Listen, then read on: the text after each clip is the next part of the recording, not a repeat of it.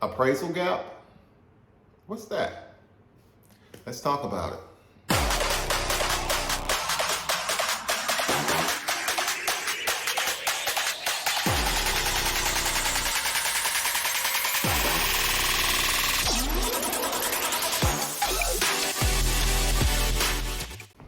Hey, thank you for tuning in. This is Frederick McGee, Keller Williams Preferred Properties, Upper Marlboro, Maryland, real estate salesperson. That's a lot to get through, but by now you know I'm a real estate agent. All right. So I get a lot of questions because sometimes people see all of these things that go around the internet and on your social media, and they're wondering, what is this? What is that? And lately, people have been asking me about the appraisal gap. So let me break down what the appraisal is at first.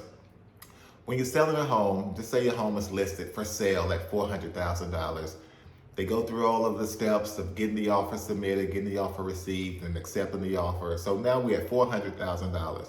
The buyer, who is working with a bank or any type of financial institution, has to go back to the bank and they do an appraisal to see how much the home is worth. What's the market value of the property? So the lender sends out their appraiser. The appraisal comes back with the comps and comes back with a number. So the appraisal may come in at $400,000. So now the banks will loan or fund the loan based on that amount. So this is where the gap comes in at.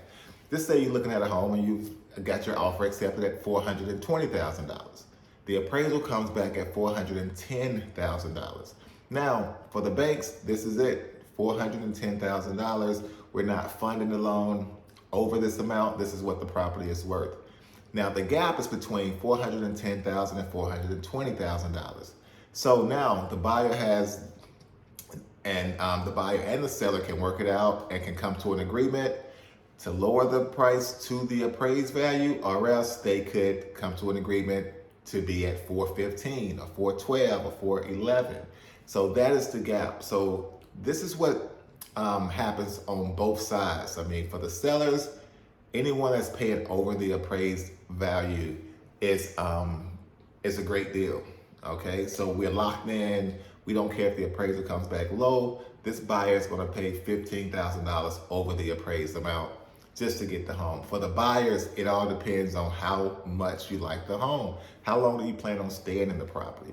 Okay, you never want to feel like you're going into a home underwater, but if you plan to stay there 20 years, it may not be a bad investment, because you get the house, of course the home is going to appreciate, and no one misses out on that. So that is what the appraisal gap is. It's the gap between the appraised value and how much you're willing to pay over it. So I hope that wasn't too confusing. If you have any other questions about anything that you come across or read, just leave them in the comments. I look forward to catching up with you tomorrow. Hope everyone have a great day. I'll talk to you soon.